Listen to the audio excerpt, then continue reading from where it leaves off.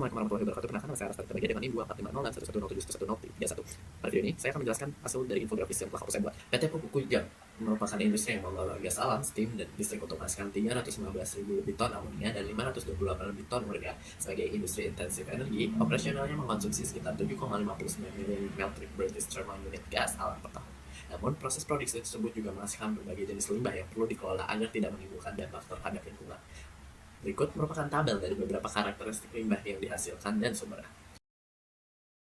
Untuk meminimalkan dampak tersebut, pengolahan limbah di PT Pupuk Kujang harus mengacu pada peraturan lingkungan yang berlaku di Indonesia seperti PP nomor 22 tahun 2021, Permen LHK nomor 14 tahun 2014 dan nomor 17 tahun 2019, dan UU nomor 32 tahun 2009. Berdasarkan regulasi tersebut, selanjutnya dilakukan analisis kepatuhan terhadap regulasi lingkungan. Karena keterbatasan data, hanya 4 parameter yang dapat kami analisis, yaitu COD, TSS, SO2, dan NOx. Parameter tersebut dibandingkan dengan baku mutu pada Peraturan Menteri Lingkungan Hidup dan Kehutanan nomor 14 tahun 2014 dan nomor 17 tahun 2019.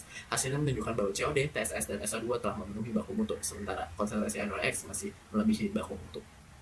Analisis tersebut hanya menunjukkan kesesuaian terhadap regulasi dan belum menggambarkan besarnya dampak lingkungan dari seluruh proses produksi. Oleh karena itu, diperlukan analisis yang lebih komprehensif menggunakan metode Life Cycle Assessment atau LCA. Berikut merupakan boundary condition pada jurnal referensi yang kami temukan. Ruang lingkup kajiannya dimulai dari tahap hulu, proses, dan juga hilir. Selanjutnya berikut merupakan tabel sumber dan kontribusi dampak yang menunjukkan bahwa setiap sumber memiliki jenis dampak lingkungan yang berbeda-beda. Kemudian dampak-dampak tersebut dikelompokkan ke dalam beberapa kategori pada tabel berikut. Masing-masing kategori menggambarkan konsekuensi lingkungan yang berbeda-beda. Selanjutnya, hasil kajian LCA pada referensi dapat disajikan pada grafik berikut. Dari grafik terlihat bahwa proses produksi amonia memberikan kontribusi dampak paling besar pada hampir seluruh kategori.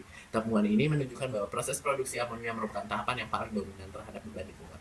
Selanjutnya dilakukan perbandingan antara beberapa teknologi alternatif untuk menentukan metode yang paling sesuai diterapkan di PT Pupuk Kujang. Pertama, yaitu teknologi amonia stripping. Teknologi ini bekerja dengan memanaskan air limbah sehingga amonia menguap menjadi gas, kemudian dipisahkan dari air melalui kontak dengan steam di dalam kolom stripping. Kelebihannya, prosesnya sederhana, ekonomis, efisiensinya tinggi, dan dapat dioperasikan secara kontinu pada skala industri. Kekurangannya, kinerjanya sangat dipengaruhi oleh flow rate.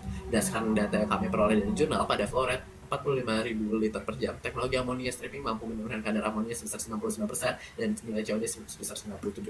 Selanjutnya adalah teknologi alternatif, yaitu nitrifikasi dan nitrifikasi autotrofik dan mikroalga. Prinsip kerjanya memanfaatkan bakteri autotrof untuk mengubah amonia menjadi nitrat dan nitrit. Kemudian mikroalga menyerap sel nitrogen tersebut untuk diubah menjadi biomass. Keunggulan teknologi ini mampu menangani limbah dengan konsentrasi amonia tinggi, ekonomis, serta menggunakan mikroorganisme yang mudah ditemukan. Kekurangannya, efisiensinya sangat rendah dan juga pengelolaannya lebih lambat dibandingkan metode sebelumnya. Berdasarkan hasil analisis dari jurnal, kadar amonia turun 66 hingga 67%. Selain itu, nilai pH mengalami sedikit penurunan dari 7,94 menjadi 7,42. Berdasarkan perbandingan tersebut, kelompok kami akhirnya memilih teknologi amonia stripping sebagai pilihan terbaik untuk pengelolaan limbah pada industri PT Pupuk Kujang. Oleh karena itu, langkah berikutnya adalah mengevaluasi kontribusi teknologi ini terhadap keberlanjutan industri kimia.